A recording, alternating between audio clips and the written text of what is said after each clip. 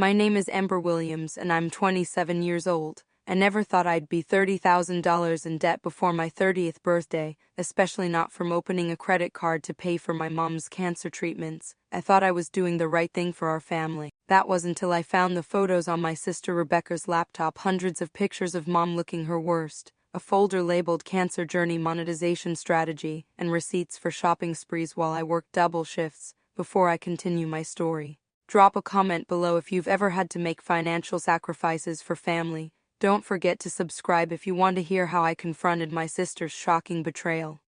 Before our lives turned upside down, I had a pretty normal routine. I worked as a registered nurse at Memorial Hospital in downtown Portland. I loved my job despite the long hours and emotional toll. I had a small apartment about 20 minutes from the hospital, and I visited my mom Deborah at least twice a week for dinner. We were close. She had raised me and my younger sister Rebecca as a single parent after our dad left when I was 10 and Rebecca was 7.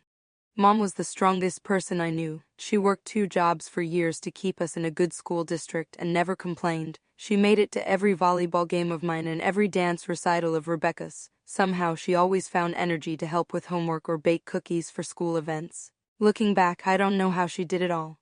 Rebecca and I were different from the start. I was the responsible one, studying nursing while working part-time to pay for books. Rebecca was the social butterfly with a marketing degree who jumped from job to job, more focused on building her social media presence than a career. Mom never played favorites, but it was clear that I was the one who would handle emergencies, while Rebecca was the one who brought excitement and laughter. Everything changed on a Tuesday in March. Mom called me at work, which was unusual. Her voice sounded strange as she told me she'd found a lump in her breast during a shower. My nursing background kicked in, and I immediately scheduled her for an appointment with my friend Katie, who worked in the hospital's breast center. The day of her mammogram and ultrasound, I took off work to go with her. Rebecca was supposed to meet us there but texted last minute saying she had an important job interview. I later found out she was actually at a coffee shop filming content for her Instagram. When Katie came out to talk to us after the tests, her face told me everything before she spoke a word. They had found a 5-centimeter mass that looked highly suspicious. A biopsy was scheduled for the following day. Those 72 hours waiting for results were the longest of my life. Mom tried to act normal, making dinner and asking about my day as if nothing was happening. I played along while researching everything I could about breast cancer treatments and survival rates. The official diagnosis came on Friday: stage 3 invasive ductal carcinoma. It had spread to several lymph nodes. The oncologist, Dr. Marshall, outlined an aggressive treatment plan: chemotherapy, surgery, radiation, and possibly immunotherapy. When he mentioned the estimated costs, even with insurance, I felt the floor drop beneath me. We were looking at over $100,000 in out-of-pocket expenses. That night I called a family meeting. Rebecca finally showed up, her eyes red from crying after I had called to tell her the diagnosis. Mom sat at the kitchen table, looking smaller than I had ever seen her. "The good news is that your prognosis is hopeful," I explained, trying to sound more confident than I felt. "The 5-year survival rate is around 70% with the right treatment." Mom nodded, always practical, "And the bad news is that it's going to cost a fortune, right?"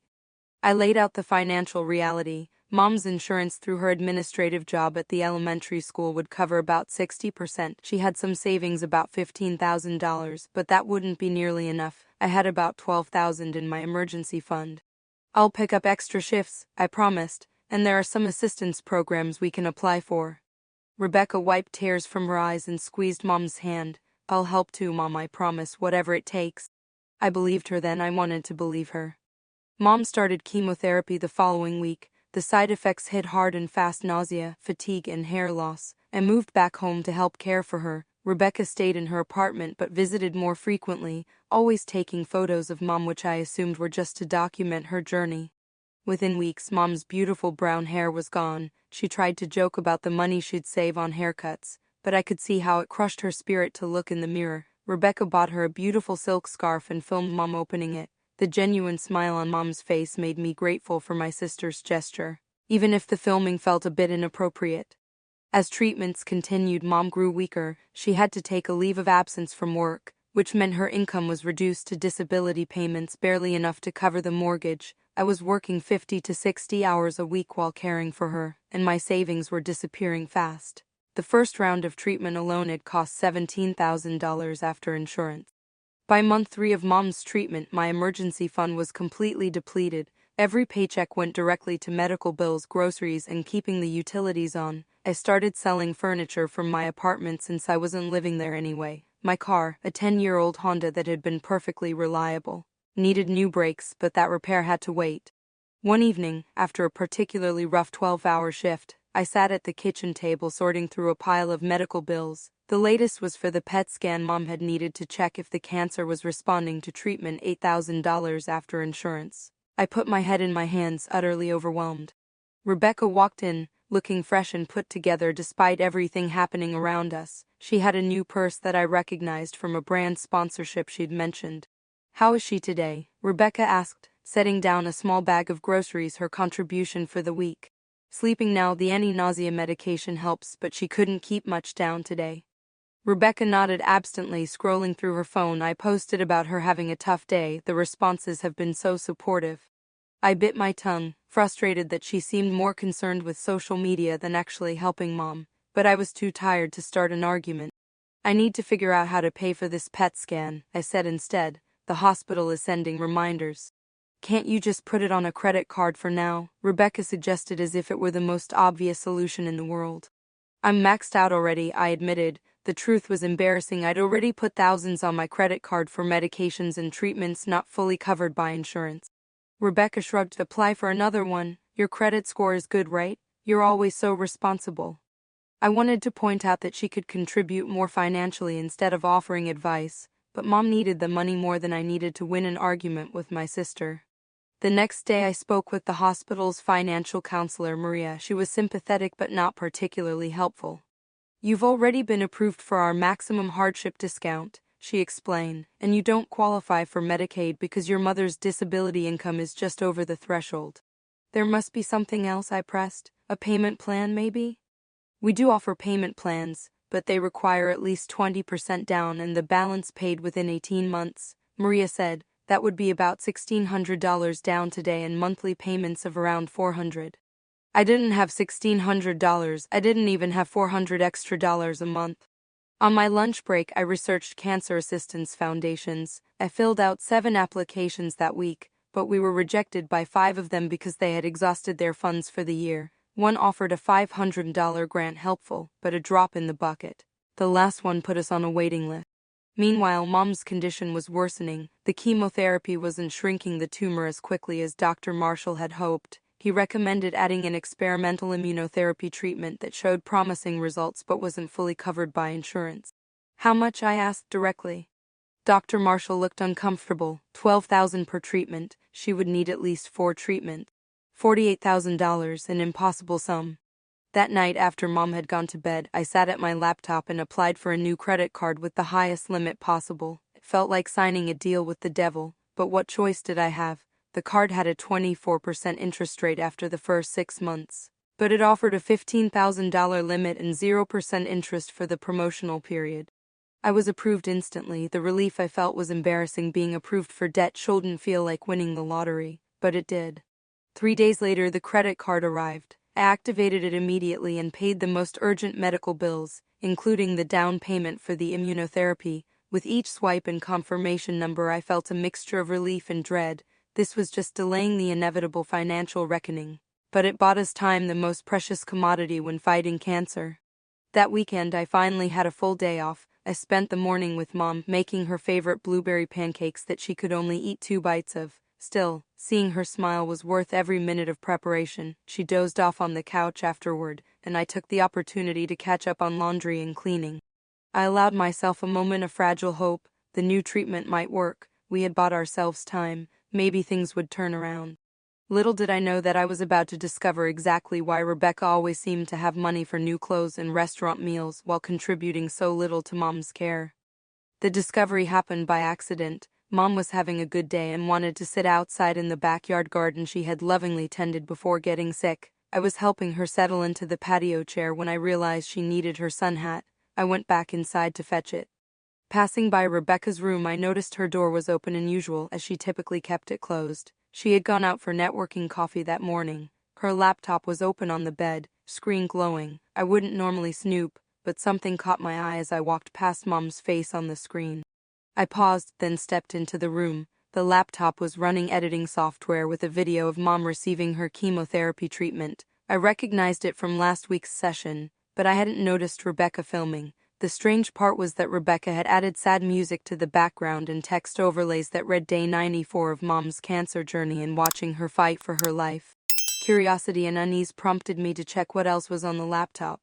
I clicked on her file explorer and found a folder labeled Cancer Journey Monetization Strategy. My heart started pounding as I opened it.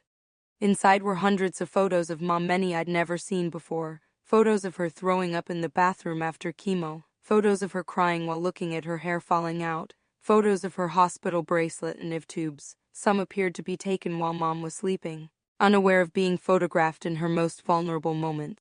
But it got worse. There was a spreadsheet titled Content Calendar Engagement. Opening it revealed a meticulously planned social media strategy spanning multiple platforms: Instagram, TikTok, YouTube, and a blog called Our Cancer Journey. The spreadsheet tracked followers, engagement rates, and most disturbingly, donation amounts. There were notes like crying videos perform 43 better than hopeful ones, and medical equipment and frame increases donation conversion rate. My hands shaking, I clicked on another file labeled Donation Tracking. The numbers made me dizzy. Rebecca had collected over $20,000 in donations from followers sympathizing with our struggle to pay for Mom's treatment. $20,000, while I was drowning in credit card debt and working myself to exhaustion. I opened her browser history and found links to PayPal, Venmo, and a GoFundMe page, all in Rebecca's name, all featuring Mom's story and photos, all pleading for financial help for our family during this difficult time. Next to the donation tracking was a folder labeled Personal. Inside were photos of Rebecca at restaurants showing off new clothes and even at a spa. The timestamps aligned with days I'd been working double shifts or taking Mom to treatments. There were screenshots of online orders from Nordstrom, Sephora, and Anthropologie, thousands of dollars spent while I was selling my furniture to make ends meet. I felt physically ill. How could she do this? How could she exploit Mom's suffering for social media fame and money? And where was all that donation money going if not to Mom's medical bills? Just then, my phone pinged with a text from Mom asking if I was okay. I quickly closed everything on Rebecca's laptop, trying to leave it exactly as I'd found it, and grabbed Mom's sun hat with trembling hands. Coming right out, I texted back, fighting tears. I somehow made it through the afternoon, helping Mom enjoy the sunshine while my mind raced with what I'd discovered. I couldn't confront Rebecca with Mom present. The stress would be terrible for her already fragile health, but I couldn't let this continue either. That night, after getting Mom settled in bed, I retreated to my room and created a fake social media account. I needed to see exactly what Rebecca had been posting without her knowing I was watching. What I found devastated me. On Instagram alone, Rebecca had over 50,000 followers tuned into her journey supporting our mother through cancer. Her bio read Caregiver at 24, documenting our fight against stage 3 breast cancer. Donations help with medical bills not covered by insurance. Link in bio. Her posts were masterful manipulations of the truth. Photos of her pretending to sleep in the hospital chair beside Mom's bed. I knew for a fact she'd only stayed overnight at the hospital once, while I'd done it 17 times. Videos of her preparing meals for Mom's special diet meals I had cooked. A tearful story about having to pick up extra shifts to help with bills. She worked part-time at a boutique and had called out multiple times. And everywhere in every post were donation links. On her TikTok with 30,000 followers, on her YouTube channel, on her blog where she wrote emotional updates that were largely fictional or grossly exaggerated. I sat in the dark scrolling through months of her deception, feeling a rage I'd never experienced before. All those times she said she couldn't contribute financially because her influencer career wasn't profitable enough, yet she'd been pocketing thousands in donations meant for our mother. I needed proof beyond what I'd seen on her laptop. The next morning, while Rebecca was out and Mom was at a doctor's appointment with a hospital transportation service, I did something I'm not proud of. I searched Rebecca's room. In her closet, behind a row of new clothes with tags still attached, I found a showbox. Inside were receipts for purchases totaling over $15,000 in the past 3 months, designer clothes, expensive restaurants, a weekend getaway to a spa resort, and a deposit on a new car. I also found her bank statements, which confirmed my worst fears. Regular deposits from PayPal and Venmo, ranging from a few hundred to several $1,000s each. None of this money had gone to Mom's medical bills, not a single penny. I photographed everything with my phone, then carefully put it all back exactly as I'd found it. I needed to be strategic about how I handled this. With Mom's health so precarious, a family blowout could be dangerous for her. I decided to talk to Nancy, Mom's best friend from work who had been checking in regularly. I showed her some of Rebecca's social media posts and asked if she knew about them. "Oh yes," Nancy said, "Rebecca's been sharing her journey with your mom all over social media. It's so touching how devoted she is." "Has she mentioned the donations?" I asked carefully. Nancy nodded. "I donated $200 myself. She said it was for the medical bills insurance won't cover." "And have you seen Rebecca recently, outside of the hospital visits?" Nancy looked uncomfortable. "Well, yes, I ran into her at the mall last week. She had quite a few shopping bags. I was a little surprised, given everything your family is going through, but I didn't want to judge. Stress relief takes different forms for different people." With each confirmation, my heart hardened. This wasn't a misunderstanding. This was calculated exploitation of our mother's illness and of the generosity of friends, family, and strangers.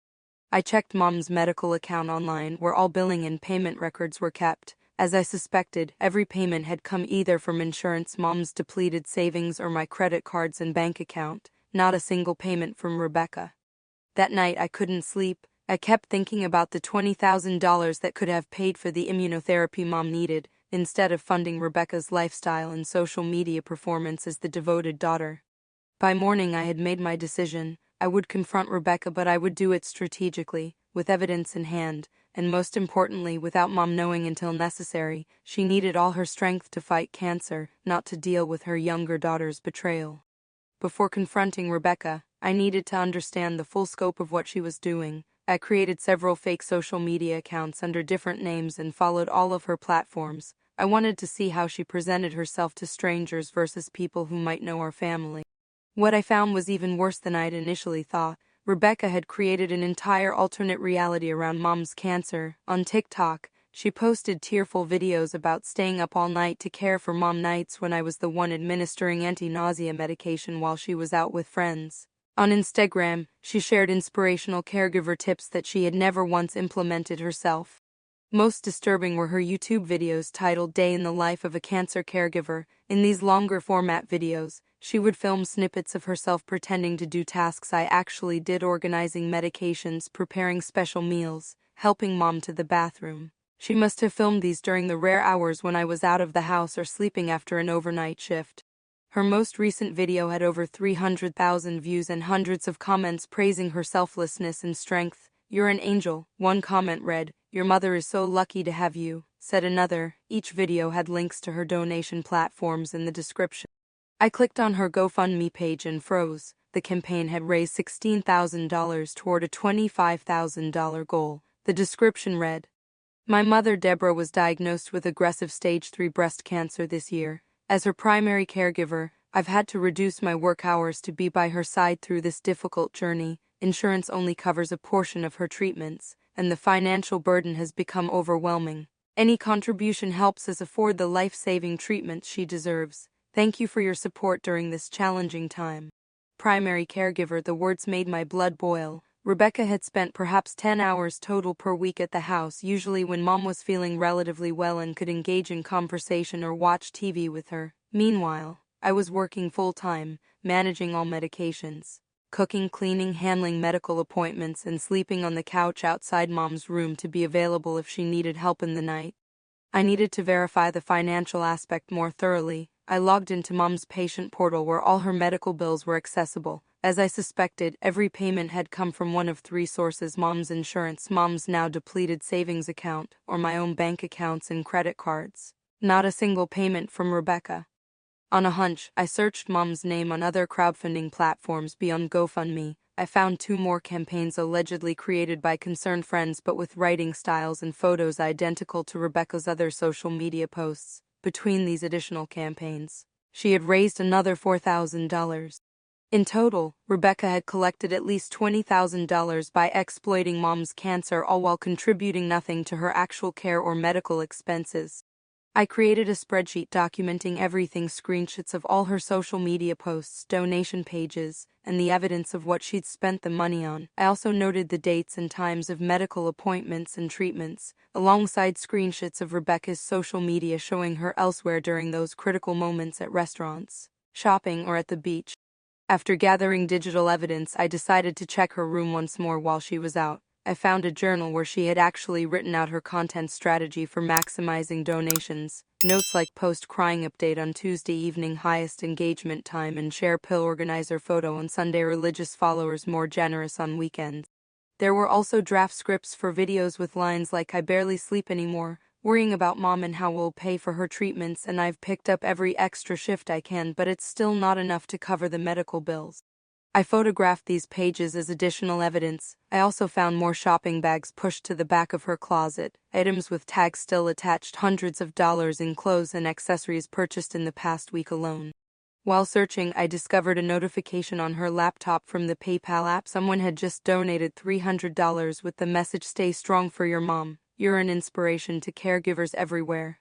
$300 that would never go toward mom's care. My final step was to talk to people beyond Nancy who might have donated or had interactions with Rebecca about mom's cancer. I carefully reached out to a few family friends, framing my questions as wanting to thank people who had contributed to mom's care.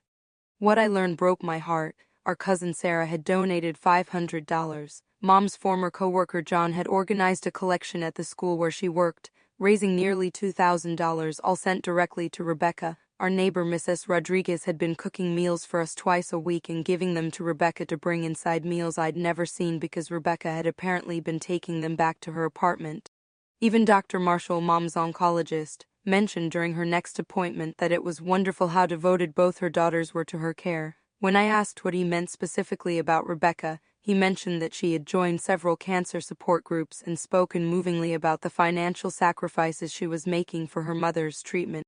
I had all the confirmation I needed. Rebecca had constructed an elaborate performance of devotion and sacrifice while actually exploiting mom's illness for social media fame and financial gain. The $20,000 she had collected could have covered the immunotherapy treatments mom desperately needed, treatments I was now in severe debt to provide.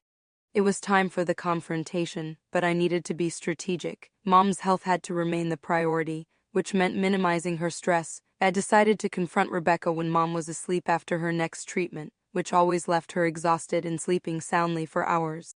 I prepared myself emotionally for what would likely be the most difficult conversation of my life. I practiced what I would say, trying to find words that would cut through Rebecca's likely denials and deflections. I reminded myself to stay calm and focused on the evidence, not to let emotions derail the confrontation. The night before I planned to confront her, I couldn't sleep. I kept thinking about all the times I'd defended Rebecca to friends who questioned her commitment to helping with mom, all the times I'd made excuses for her absence during difficult treatments or hospital stays. All the while, she had been using mom's suffering as content for her social media platforms and fundraising that benefited only herself. I felt like I was seeing my sister, really seeing her for the first time in my life, and I didn't recognize the person she had become. The day of confrontation arrived with a grim inevitability. Mom had her immunotherapy treatment that morning, a treatment I'd paid for with my high-interest credit card. The side effects hit her hard, and by 7 in the evening she was sound asleep with the help of her prescribed anti-nausea and pain medication. Rebecca had been out all day, claiming she had a networking event for her social media career. She returned around 8, carrying shopping bags from a high-end cosmetics store. I was sitting at the kitchen table, my laptop open in front of me, waiting. "Hey," she said casually, putting her bags down. "How's mom doing?" "Sleeping," I replied, keeping my voice even. "The treatment hit her pretty hard today." Rebecca nodded, opening the refrigerator. "That's too bad. I was hoping to get some new content. My followers have been asking for updates." Something in my expression must have changed, because she paused, water bottle halfway to her lips. "What?" "Sit down, Rebecca," I said quietly. "We need to talk about your content." Her eyes narrowed slightly, but she sat across from me at the table. "What about it?" "I know about the donations," I said directly. "I know about the GoFundMe, the PayPal links, the Venmo requests. I know you've collected over $20,000 supposedly for mom's medical bills." Rebecca's face went through a series of expressions: surprise, defensiveness, and finally a calculated neutrality. "I'm raising awareness about mom's condition and yes, accepting donations to help with her care. What's wrong with that?" "The problem," I said, turning my laptop toward her, "is that none of that money has gone to mom's care, not 1 cent. On the screen was the spreadsheet I'd created, documenting all her fundraising alongside her personal purchases and mom's medical bills that I had paid. You're spying on me? She asked, voice rising, going through my personal accounts. I'm trying to understand why I'm $30,000 in debt for mom's medical care while you're buying designer clothes and getting spa treatments with money donated specifically for her treatment. Rebecca stood up abruptly. You don't understand how social media works. Building a presence requires investment in your appearance and lifestyle. The donations are supporting our family during this difficult time. That includes me. No, I said firmly. People are donating because they believe they are helping pay for mom's cancer treatments. That's explicitly what you've told them the money is for. I pulled up one of her Instagram posts where she had written, every donation helps us cover the mounting medical bills insurance won't pay for. Mom needs these treatments to survive. Rebecca waved her hand dismissively. That's just marketing language. Everyone exaggerates a little online. This isn't a little exaggeration, I said, my voice shaking with restraint. This is fraud. You're collecting money under false pretenses. I am helping, Rebecca insisted. Do you have any idea how much emotional labor I'm doing? Creating content about cancer is depressing and difficult. I deserve compensation for that work. I stared at her, genuinely shocked by her rationalization. Emotional labor, Rebecca, I'm working 50 hours a week at the hospital, then coming home to care for mom around the clock. I've emptied my savings and maxed out credit cards to pay for treatments that could save her life. Meanwhile, you're taking photos and making tearful videos in between shopping sprees with donated money.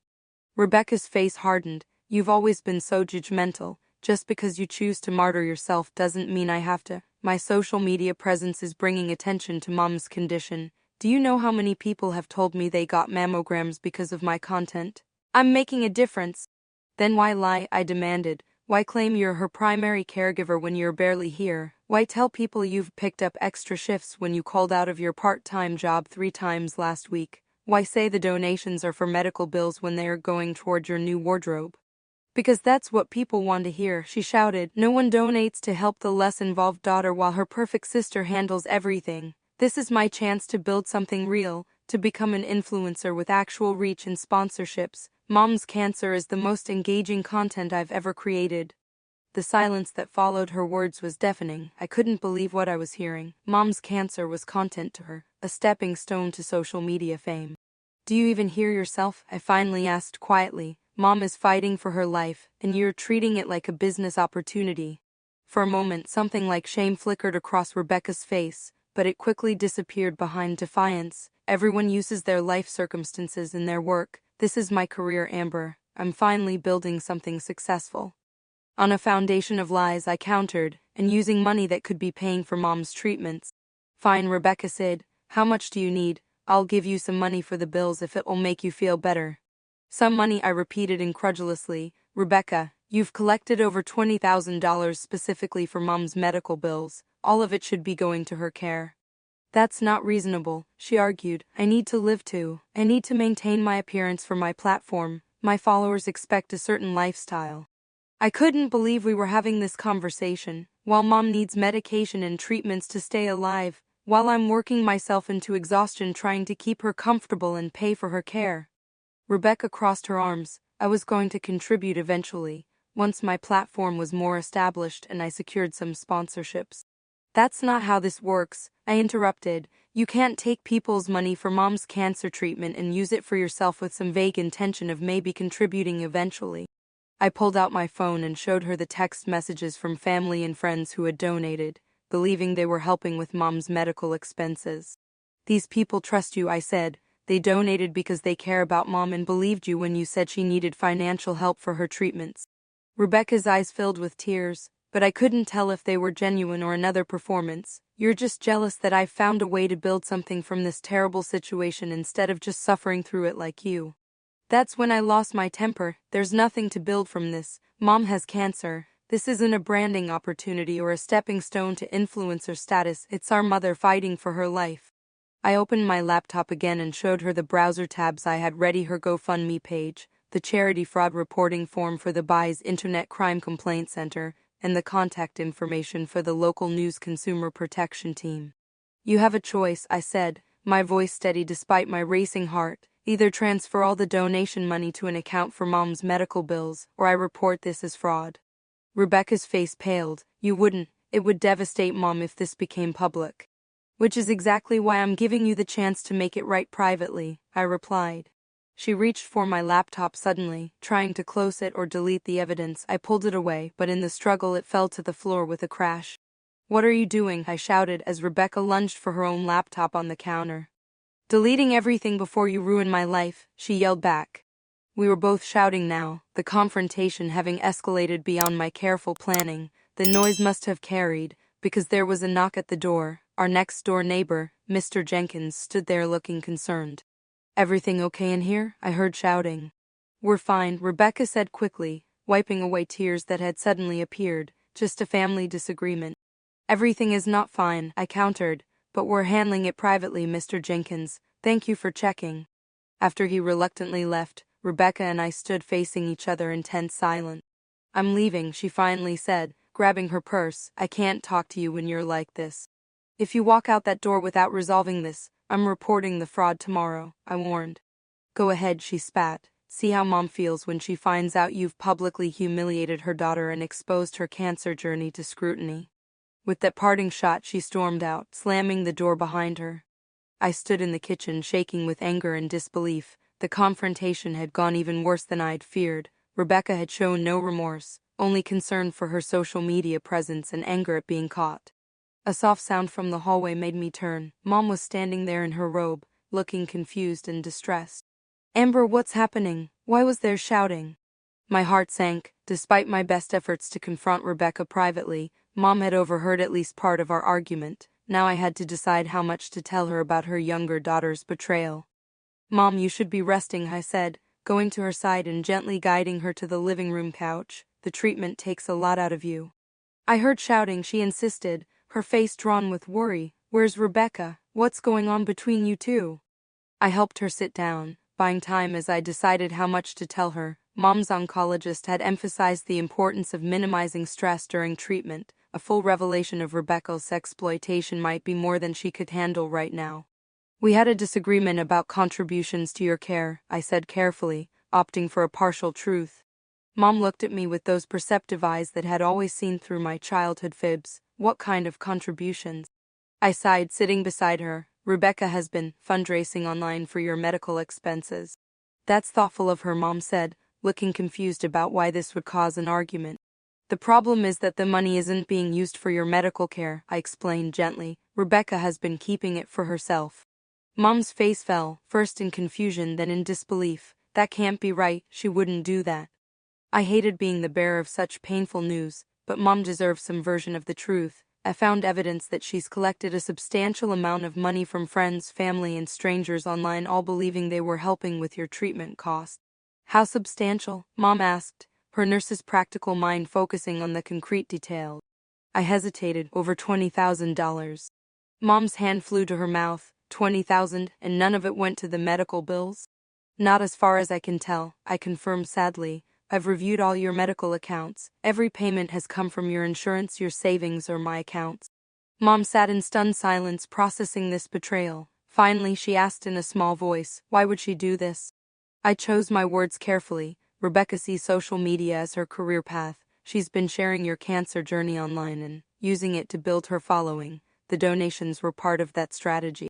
Tears filled Mom's eyes, and I immediately regretted telling her even this much. I'm sorry, Mom, I shouldn't have brought this up tonight. You need to rest. No, she said firmly, wiping her eyes. I needed to know. I can't believe she would exploit my illness this way. There's more, I admitted reluctantly. She's been presenting herself online as your primary caregiver, taking credit for the care that you and I know I've been providing. A look of realization crossed Mom's face. The photos. She's always taking photos and videos when she visits. I thought she was just documenting things for herself, or maybe for family. Some of it was for family, I acknowledged, but mostly it was for her social media platforms. Mom shook her head, looking more sad than angry. Where is she now? She left after our argument. I don't know where she went. Mom was quiet for a long moment, then asked, what happens now? This was the difficult question I'd been wrestling with myself. I told Rebecca she needs to transfer the donation money to an account for your medical expenses, or I would report her fundraising as fraudulent. Report her? To whom? The platforms where she's been fundraising have policies against fraud, and technically what she's doing could be considered wire fraud, which is a federal offense. Mom looked alarmed. You'd report your sister to the authorities? The question hit me hard. Would I really follow through on that threat? Despite everything, Rebecca was still my sister, and this would have serious consequences for her future. I don't want to, I admitted. I just want her to do the right thing and use the donation money for what people intended your treatment. Mom reached for my hand. Thank you for telling me, but please don't make any decisions tonight. We're all exhausted and emotional. I nodded, grateful for Mom's steady wisdom even in her weakened state. Let me help you back to bed. We can talk more tomorrow. After getting Mom settled, I checked my phone and found multiple missed calls and text messages from Rebecca. The texts ranged from angry accusations to tearful apologies, ending with, I'm staying at Jenna Rest tonight. We need to talk tomorrow. Jenna was Rebecca's friend who lived about 20 minutes away. At least I knew Rebecca was safe, even if nothing else about this situation was resolved. I couldn't sleep that night, my mind racing with questions and concerns. Would Rebecca actually return the donation money? Should I follow through on reporting her if she refused? How would that affect Mom's already fragile health? Was there a compromise solution that could repair some of the damage without destroying what was left of our family? Morning came after a restless night. I called the hospital and arranged to take a personal day, the first I'd taken since Mom's diagnosis that wasn't for her appointments. Then I made Mom a light breakfast and checked her vitals, relieved to find them stable after yesterday's treatment and emotional revelation. I've been thinking about Rebecca, Mom said as she slowly ate her toast. Me too, I admitted. I want to talk to her, Mom said with determination, not to yell or accuse, just to understand why she did this. I hesitated. Are you sure that's a good idea right now? Your blood pressure is my concern, Mom interrupted with a flash of her pre-cancer strength. I raised that girl. I need to look her in the eye and hear her explanation. Before I could respond, my phone chimed with a text from Rebecca coming over at 11. Need to talk to both of you. I showed Mom the message and she nodded firmly, good. While waiting for Rebecca, I called Katie, my friend from the breast center who had become a source of both medical and emotional support throughout Mom's treatment. She actually did that? Katie asked, horrified after I explained the situation. Collected donations for cancer treatment and spent it on herself? Yes, I confirmed, and I don't know what to do now. Mom wants to talk to her, but I'm worried about her health, and honestly, I'm not sure I can be in the same room with Rebecca without losing my temper again. Katie, always practical, asked, what's the ideal outcome here? Ideally, Rebecca returns all the donation money for Mom's treatment, stops exploiting her illness online, and actually helps with her care instead of just pretending to. And realistically? I sighed. I don't know. Rebecca seems to view Mom's cancer as her big break for influencer status. I'm not sure she's capable of seeing how wrong that is. What about a compromise? Katie suggested. She transfers the donation money as promised, takes down the misleading posts, but continues to document your mom's journey more honestly. She could even partner with cancer awareness organizations to do some legitimate good. It wasn't perfect, but it might be a starting point for discussion. At the very least, it would get the badly needed funds directed to Mom's treatment where they belonged. Rebecca arrived precisely at 11, looking subdued in simple jeans and a sweater instead of her usual camera-ready outfit. She carried a laptop bag and looked surprised to see Mom sitting in the living room. I thought you'd be resting, she said uncertainly. I needed to be part of this conversation, Mom replied calmly. Rebecca sat in the armchair across from us, her posture defensive. Before you both attack me, I want to say that I've been thinking about everything all night. I know what I did looks bad. Looks bad? I interrupted incredulously. Rebecca, you collected $20,000 for Mom's cancer treatment and spent it on clothes and restaurants. Ember, Mom said softly, placing her hand on my arm. Let her finish. Rebecca swallowed hard. I never meant for it to go this far. It started with just sharing updates about Mom for family and friends, but the posts about cancer got so much more engagement than anything I'd posted before. People were actually seeing my content, responding to it, sharing it. For the first time, I felt like I was building something real. At my expense, Mom said quietly. Rebecca had the grace to look ashamed. I didn't think of it that way at first. I told myself I was raising awareness about breast cancer. When people started offering to donate, it seemed like a natural extension. But why didn't any of that money go to Mom's care? I pressed. That's what you explicitly told people it was for. Rebecca looked down at her hands. I kept meaning to contribute, but then I'd think about how hard I was working on creating content, and how you didn't value that work, Amber. It felt like I deserved something for my efforts. While I was working 50-hour weeks at the hospital and taking care of Mom around the clock, I couldn't keep the bitterness from my voice. I know, Rebecca admitted. I know how it sounds. Last night after I left, I looked through all my posts from an outsider's perspective. I saw how manipulative they were, how I'd created this false narrative about being the devoted daughter sacrificing everything. When really, her voice trailed off. When really that was Amber Mom finished for her. Rebecca nodded, tears filling her eyes. I brought the donation money, she said, opening her laptop and turning it to show us her bank account. All $23,417 of it. I'll transfer it right now to wherever you want for Mom's treatment. I was speechless. I hadn't actually expected her to bring the money. What made you change your mind? Mom asked gently.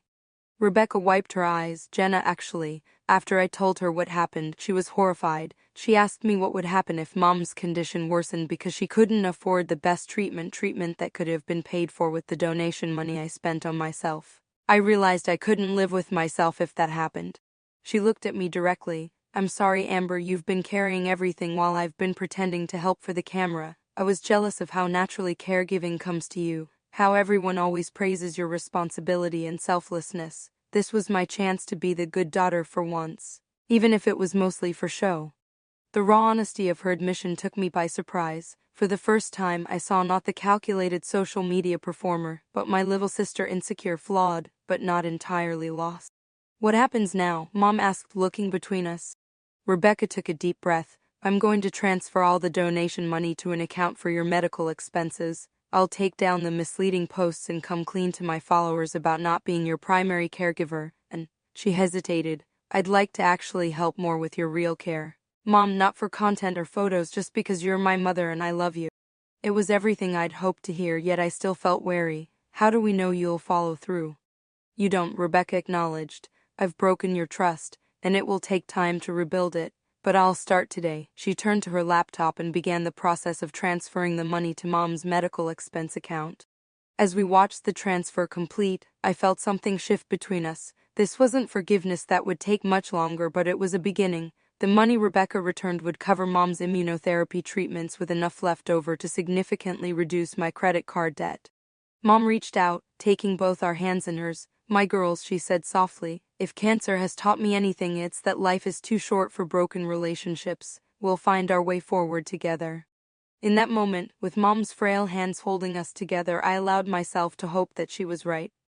The weeks following our confrontation were awkward but healing. True to her word, Rebecca transferred all the donation money to a dedicated account for Mom's medical expenses. She also posted a video apologizing to her followers for misrepresenting her role in Mom's care and for not being transparent about how donation money had been used.